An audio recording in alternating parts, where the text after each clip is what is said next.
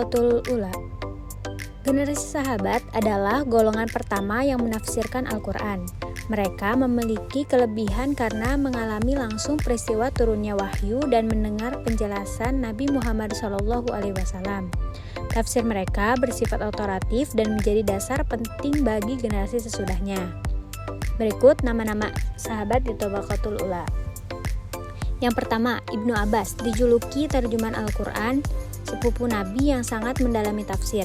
Yang kedua, Ibnu Mas'ud, sahabat dekat Nabi yang sangat paham isi Al-Quran. Yang ketiga, Ali bin Abi Thalib, ulama sekaligus khalifah keempat dengan banyak riwayat tafsir. Yang keempat, Ubay bin Ka'ab, penulis wahyu dan pemimpin para qori di masa sahabat. Tabaqatul Tabi'in. Tabi'in adalah generasi setelah sahabat yang belajar langsung dari mereka. Mereka menjaga dan melanjutkan ilmu tafsir dengan penuh kehati-hatian. Beberapa di antara mereka memiliki kedalaman ilmu dan spesialisasi seperti mujtahid yang terkenal sering memeriksa ayat demi ayat bersama Ibnu Abbas. Tokoh penting lainnya adalah Ikrimah atau Hasan al-Basri dan Qatadah. Mereka ini yang menyebarkan tafsir ke wilayah seperti Mekah, Kufah, dan Madinah. Tabaqatul atba'i tabi'in. Atba'i tabi'in adalah generasi penting dalam proses transisi ilmu tafsir dari tradisi lisan menuju bentuk tulisan. Mereka mulai menyusun pendapat tafsir dari sahabat dan tabi'in dalam kitab-kitab awal. Peran mereka sangat besar dalam pelestarian ilmu tafsir dan awal mula pengembangan metodologi ilmiah dalam Islam. Awal mula penyusunan tafsir secara tertulis dan sistematis.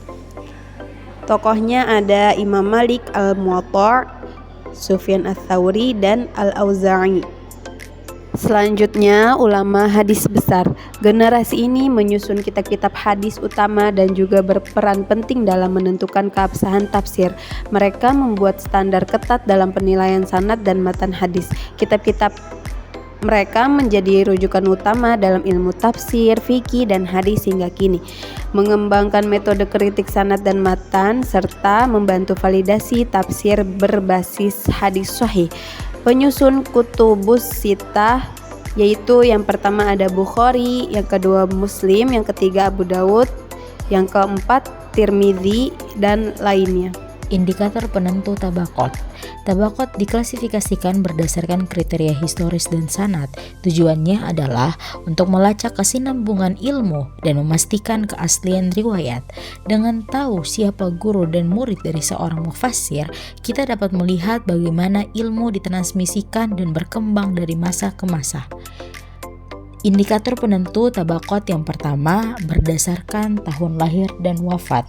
Yang kedua, siapa guru dan muridnya. Yang ketiga, kedekatan hidup dengan generasi sebelumnya. Dan indikator yang terakhir yaitu jumlah dan kualitas riwayat yang dibawakan. Dapat diambil kesimpulan bahwa pembagian mufassir ke dalam tabaqat memungkinkan kita untuk melihat bagaimana ilmu tafsir berkembang secara bertahap, mulai dari sahabat yang langsung menerima wahyu hingga ulama hadis besar yang memvalidasi tafsir melalui pendekatan ilmiah.